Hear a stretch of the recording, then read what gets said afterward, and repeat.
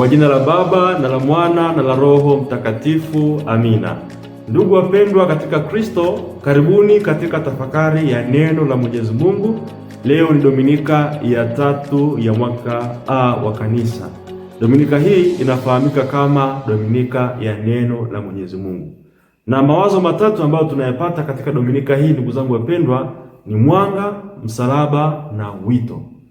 Je, umewahi kujiuliza kwamba maisha yangu yamejaa giza la aina gani?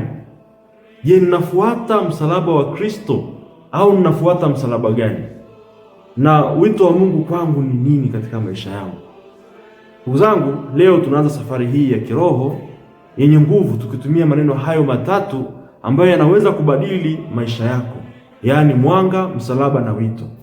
Maneno haya hayapo tu katika Biblia kama maneno ya kusikiliza tu, bali ni mwongozo wa maisha. Ndugu zangu, maisha ya kila mmoja wetu. Mwanga unawakilisha nuru ya Mungu ambayo inatimia katika Kristo, na mwanga unatimiza unabii wa Isaya sura ya 9 aya ya 1 hadi ya 4, ambalo ni somo la kwanza la siku hii. Watu waliokuwa katika giza waliona nuru kuu. Mwanga huo ambao Yesu ameuleta. Yesu amekuja kuondoa giza, mateso na huzuni katika maisha yetu. Na wazo la pili ni msalaba. Tunatambua kwamba msalaba unawakilisha nguvu ya Kristo, nguvu ya ukombozi. Lakini pia katika hili somo la pili, Paulo anafundisha juu ya umoja dhidi ya utengano, ambao kwa kweli msalaba ndio tutusaidia kuweza kubaki wamoja, kama Paulo anavyotufundisha katika hilo somo la pili wa Korinto wa kwanza sura ya 1 aya 10 hadi ya 17. Kuwa msalaba wa Kristo ni msingi wa umoja na si mgawanyiko katika misingi binafsi au viongozi wa kidunia, na msalaba unatuondoa katika kila utengano na ubinafsi.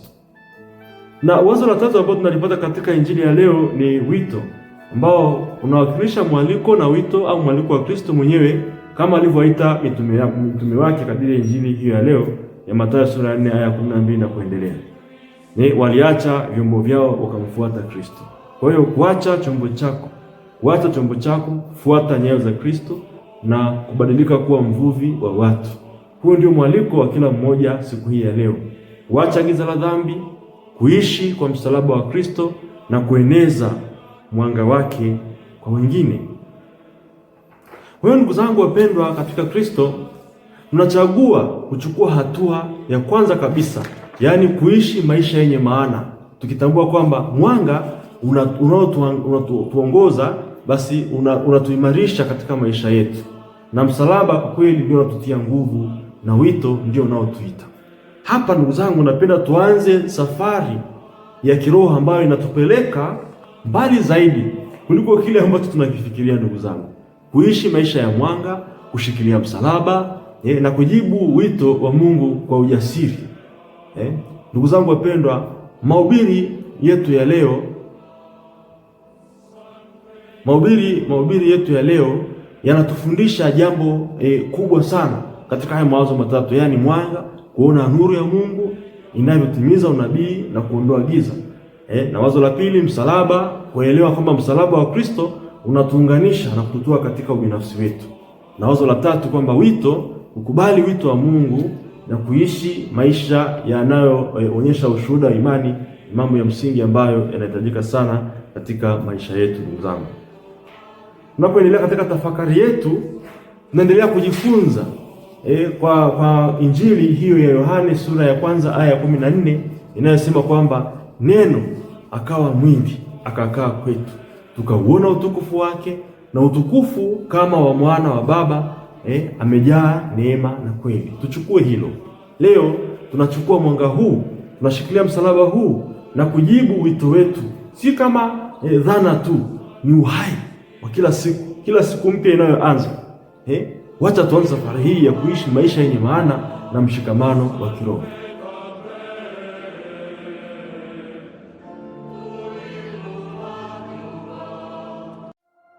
Somo la kitabu cha nabii Isaya sura ya 9 mstari wa 1 hadi wa 4. Hapo kwanza Bwana aliingiza nchi ya Zabuloni na nchi ya Naftali katika hali ya kudharauliwa, lakini zamani za mwisho ameifanya kuwa tukufu, karibu na njia ya bahari ng'ambo ya Yordani, Galilaya ya mataifa. Watu wale walikwenda katika giza, wameona nuru kuu. Wale waliokaa katika nchi ya uvuli wa mauti, nuru imewaangaza. Umeliongeza taifa, umezidisha furaha yao. Wamefurahi mbele zako kama furaha ya wakati wa mavuno, kama watu wafurahivyo wagawanyapo nyara. Kwa maana umeivunja nira ya mzigo wake na gongo la bega lake na fimbo yake yeye aliyemwonea, kama katika siku ya Midiani. Neno la Bwana.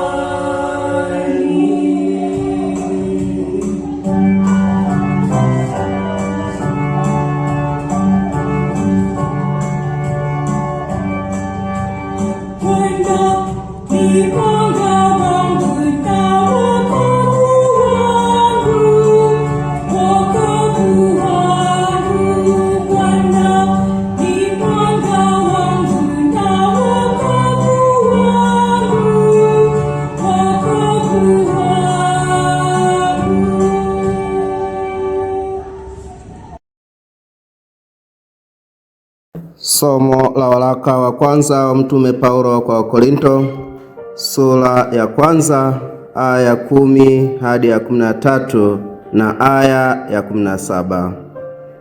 Ndugu na wasii, kwa jina la Bwana wetu Yesu Kristo, kwamba nyote mnene mamoja, wala pasiwe kwenu faraka, bali muhitimu katika nia moja na shauri moja. Kwa maana ndugu zangu, nimearifiwa habari zenu na wale walio wa nyumbani mwa Kloe, ya kwamba iko fitina kwenu.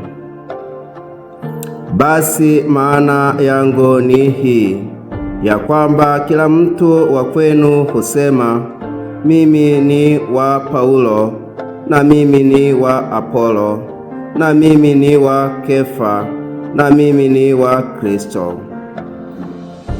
Je, Kristo amegawanyika? Je, Paulo alisulubiwa kwa ajili yenu? Au je, mlibatizwa kwa jina la Paulo?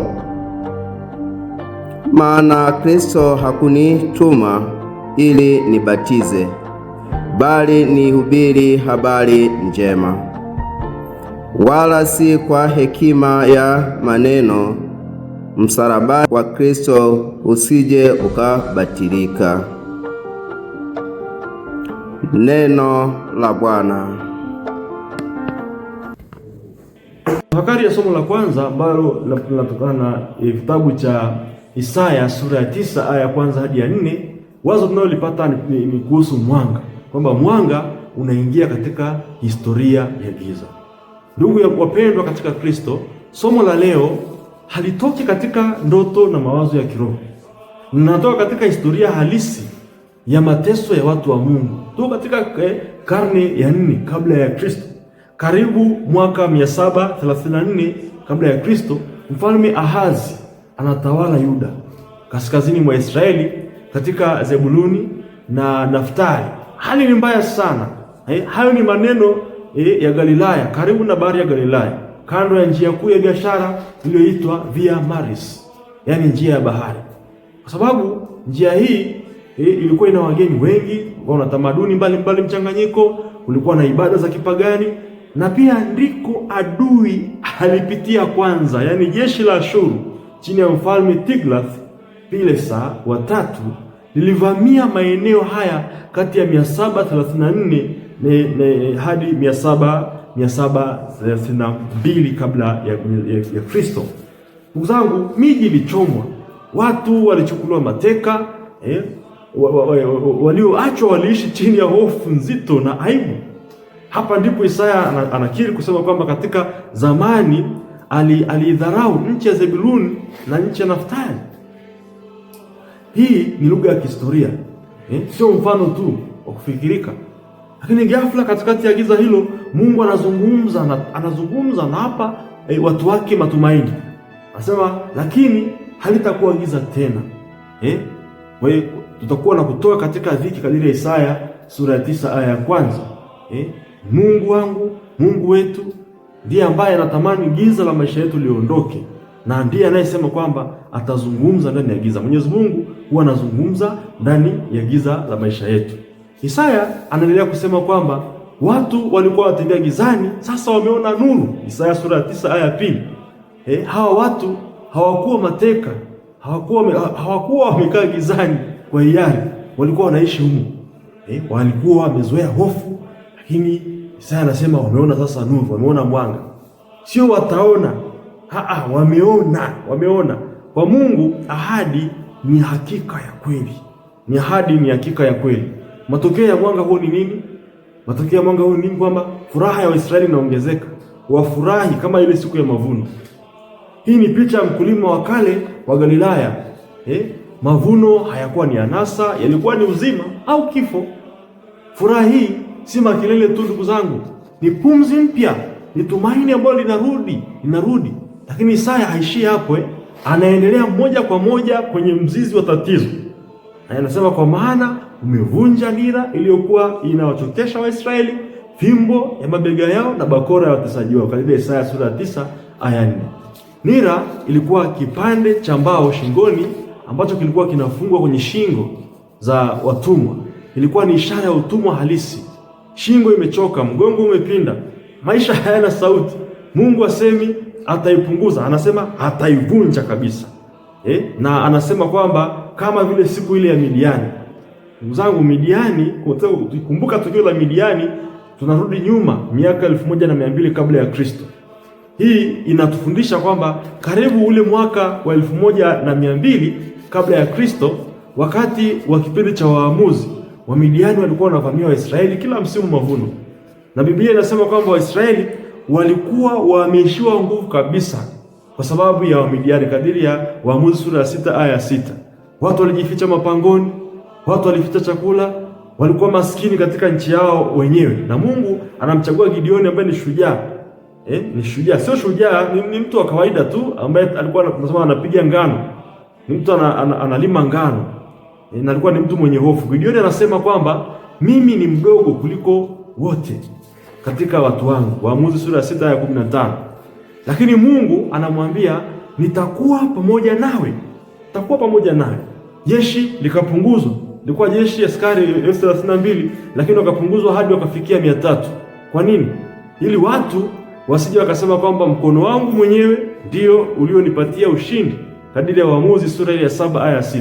Silaha yao tunaambiwa pale ilikuwa ni tarumbeta, mitungi, mienge, na Biblia inasema kwamba Bwana akaufanya upanga wa kila mtu ugeuke kuwa juu ya mwenzake katika wale maadui. Ushindi haukutokana na nguvu zao. Hapo tunajifunza kwamba ushindi wao ulitokana na Mungu peke yake. So mwaliko ndugu zangu ambao tunaopata hapo ni kwamba Isaya anatuita kila mmoja wetu siku hii ya leo kwamba usikubali giza likuambie mwisho wako ni upi. Usikubali udhaifu uwe ndio mwisho, hakuna nguvu ya kuendelea mbele. Usifikiri kwamba nira yako haiwezi kuvunjwa. Mungu ambaye aliweza kushinda maadui wa Midiani, aliweza kushinda maadui wa Israeli wa Midiani, ndiye anaweza kubadilisha historia yako. Mungu bado yupo. Mwanga umeanza, simama ndani yake, usirudi gizani, kwa sababu giza halina neno la mwisho katika maisha yako. Ndugu zangu wapendwa, mwanga kwa kawaida unaondoa giza, na msalaba unavunja migawanyiko. Hilo ndilo wazo la pili ambalo tunalipata katika Dominika hii ya leo, kwamba msalaba unavunja migawanyiko. Hiyo tuingie katika tafakari ya somo hilo la pili kadiri ya waraka wa kwanza Mtume Paulo kwa Wakorinto, ile sura ya kwanza aya ya 10 na ile hadi aya ya 13 na ile aya ya 17. Ndugu wapendwa, katika somo hili la kwanza ambalo tumesikia kwamba watu waliokuwa wanatembea gizani wameona sasa mwanga mkuu kadiri ya Isaya sura ya 9 ya pili. Tuliona kwamba giza lilikuwa halisi, vita, utumwa, hofu, majeraha ya kihistoria, lakini Mungu akaingiza mwanga wake kati ya watu wake na kuvunja nira zao. Sasa katika somo hili la pili, Mtume Paulo anatufunulia aina nyingine ya giza. Si giza la vita tena, bali ni giza la migawanyiko ndani ya kanisa. Giza la kanisa la Korinto. Giza la kanisa la Korinto. Barua hii inaandikwa karibu mwaka wa 55 baada ya Kristo, kutoka huko Efeso kwa kanisa la Korinto, mji mkubwa wa kibiashara katika Ugiriki ya kale. Hii Korinto hii ilikuwa tajiri, lakini mafisadi walikuwa wamezidi, ufisadi umezidi. Elimu tena yenye kiburi, elimu lakini kiburi, watu walikuwa na kiburi cha kufa mtu. Na watu walikuwa na vipaji, lakini ndani yao wamegawanyika. Na hasa ndani ya kanisa, watu hawakupigana tena kwa silaha, bali walipigana kwa majina au vyeo. Paulo anasema kwamba nawasihi ndugu zangu katika jina la Bwana Yesu Kristo, mseme mamoja, mnene mamoja, msigawanyike, kadiri ya Korinto wa kwanza sura ya kwanza aya ya 10. Hilo ndilo sio ombi la kawaida ndugu zangu. Anawaambia kwamba ni kitu cha haraka kifanywe kazi. Sasa migawanyiko ilianzia wapi? Paulo anasema waziwazi kwamba kila mmoja wenu anasema mimi ni wa Paulo, mimi ni wa Apolo, mimi ni wa Kefa, mimi ni wa Kristo. Hawa walikuwa ni watu ambao kwa kweli walikuwa wanajitahidi kutafuta utakatifu, sio waovu sana. Lakini walikuwa ni waamini wenye tatizo moja kubwa ambalo lipo hata katika maisha yetu leo hii. Kiburi cha kiroho. Walichukua vipaji vya viongozi wao, karama zao, historia zao na kuvigeuza kuwa alama ya kujikuza. Mwanga ulikuwepo, lakini mioyo ilikuwa bado ipo gizani. Unaona ndugu zangu, mwanga huo ulikuwepo, lakini mioyo bado iko wapi? Iko gizani. Kwa hiyo Paulo anauliza maswali mazito kabisa. Hatetei upande wowote, anauliza maswali matatu na kila jibu ni hapana. Je, Kristo amegawanyika? Hapana. Je, Paulo alisulubiwa kwa ajili yenu? Hapana. Au mlibatizwa kwa jina la Paulo? Hapana. Paulo anawarudisha kwenye msingi wa imani. Ndugu zangu wapendwa, kanisa halijengwi juu ya mhubiri. Kanisa halijengwi juu ya mhubiri. Leo hii watu wanafikiri kanisa linajengwa juu ya mhubiri ambaye ana mabavu katika kuhubiri. Halijengwi juu ya mitindo au style ya maisha au ya kuabudu. Halijengwi katika kundi la aina fulani, bali linajengwa juu ya Kristo ambaye ndiye msingi, jiwe kula pembeni ambaye alisulubiwa. Ndugu zangu, msalaba ni tiba ya migawanyiko. Paulo anasema Kristo hakunituma kubatiza bali kuhubiri Injili, si kwa hekima ya maneno ila kwa msalaba wa Kristo. Msalaba wa Kristo ili asipungukiwe na nguvu. Migawanyiko inakuwa pale ambapo hekima binadamu inatawala ndugu zangu, au kitu kinachoitwa ego, ubinafsi. Au majina, kutafuta cheo, kutafuta title. Kutafuta majina yetu, kutafuta utukufu wetu kuliko utukufu wa Kristo mwenyewe. Lakini msalaba ndugu zangu unafanya kitu kimoja. Msalaba unaua kiburi. Ndugu zangu, msalaba unaondoa kujisifu. Msalaba hutufanya wote kuwa sawa. mbele za Mungu, mbele za kanisa. Kama Isaya anavyosema Mungu alivunja nira, basi Paulo anasema msalaba unavunja ubinafsi, au ile kitu ambacho kinaitwa ego ni ule ubinafsi. Tukiunganisha mawazo haya na Isaya katika somo la kwanza, katika kitabu cha Isaya tumeona kwamba giza ni utumwa wa nje, mwanga ni kuingia kwa Mungu, na nira ni nguvu ya mtesaji. Lakini katika Korinto giza ni migawanyiko, mwanga ni Kristo mwenyewe, na nira ni kiburi cha kiroho. Mungu yule anayevunja nira za Wamidiani ndiye huyo ambaye atavunja migawanyiko iliyopo katika kanisa letu au katika jumuiya ya waamini. Ndugu zangu, neno la Mungu linatuuliza leo, je, mimi ninamfuata Kristo au nafuata jina, natafuta cheo, natafuta title? Je, naleta umoja au migawanyiko? Je, ninaishi katika mwanga au katika kivuli cha ubinafsi wangu au ego yangu? Mwanga tayari umeangaza ndugu zangu. Msalaba tayari umeinuliwa juu. Chagua kitu kimoja. Chagua umoja badala ya makundi, unyenyekevu badala ya kiburi. Mchague Kristo badala ya kutafuta title au heshima. Kristo agawanyiki ndugu zangu. Kanisa lake halikuitwa ili ligawanyike.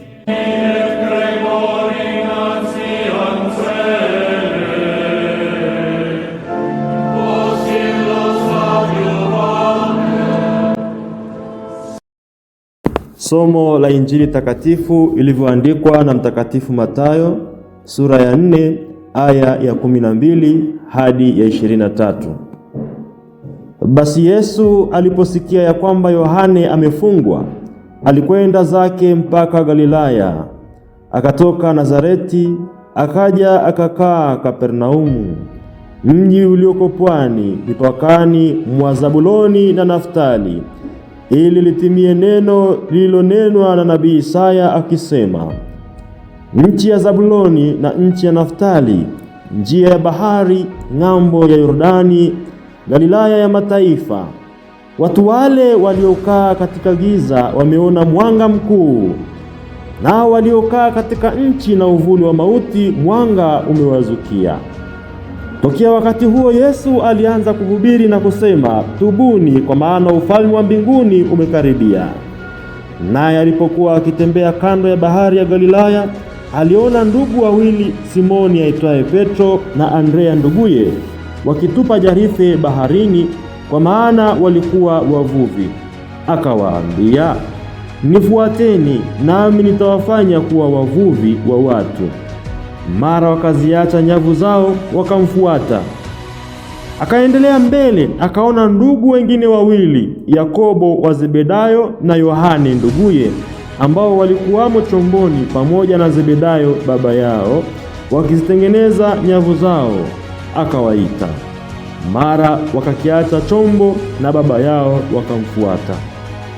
Naye alikuwa akizunguka katika Galilaya yote, akifundisha katika masinagogi yao na kuihubiri habari njema ya ufalme, na kuponya ugonjwa na udhaifu wa kila namna katika watu.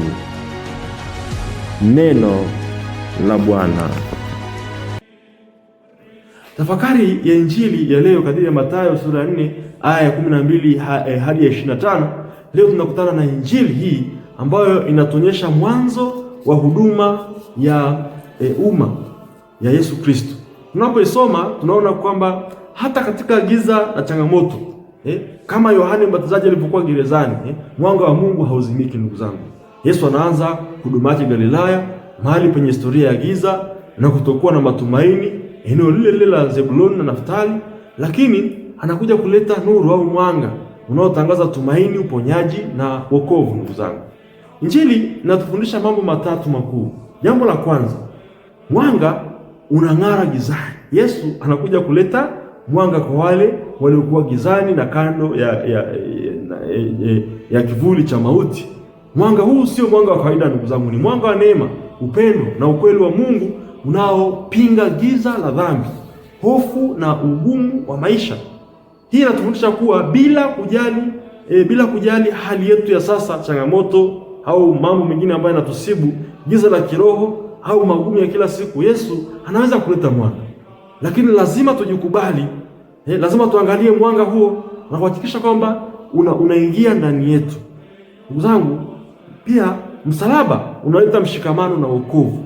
Wito wa Yesu kwa mitume wake, nifuateni nami nitawafanya kuwa wavuvi wa watu, unatufundisha kwamba msalaba sio kitu cha kuonekana, bali ni kielelezo cha kujiweka kando, kutengwa, kuacha vile vya zamani, kuacha maisha yetu ya kawaida na kuanza maisha mapya ya utume kwa ajili ya wokovu wetu na wengine.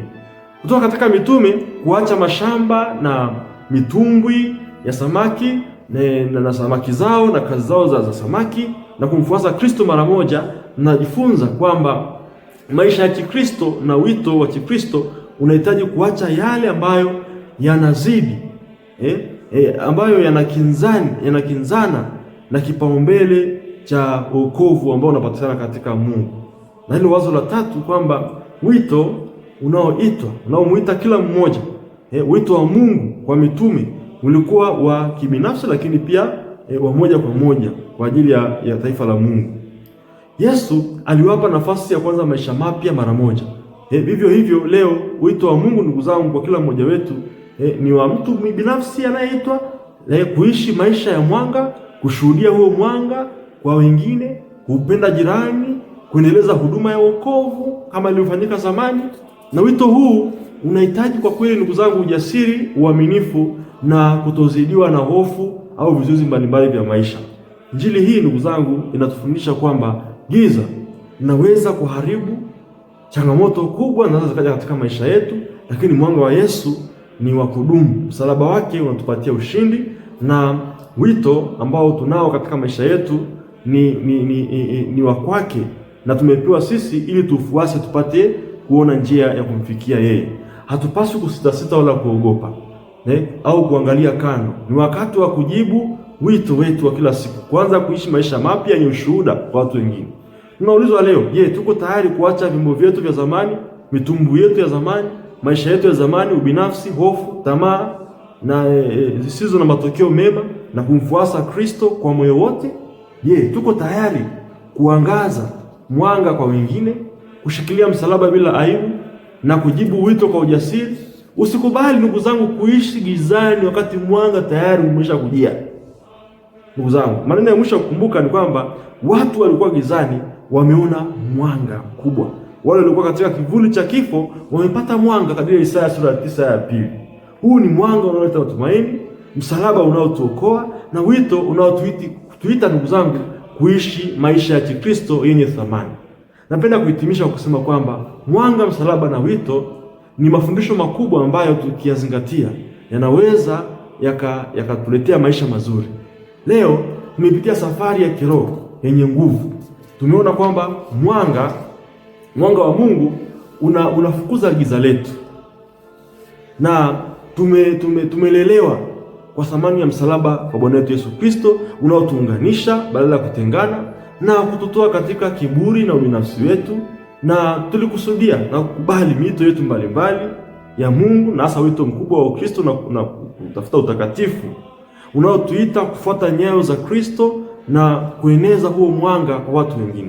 Kila mmoja katika masomo matatu, yani Isaya sura ya 9 aya ya kwanza hadi ya 4, na somo la pili barua ya kwanza kwa Korinto sura ya kwanza aya ya 10 na hadi ya 13 na ile ya 17, na Injili ya Mathayo ya leo sura ya 4 aya ya 12 hadi ya 23, na tufundisha kitu kimoja tu, kwamba maisha yetu lazima yaongozwe na mwanga wa Kristo, yashikilie msalaba wake na yajibu wito wetu, response, yani kujibu wito wetu, kuitikia wito wetu bila ya kuchelewa.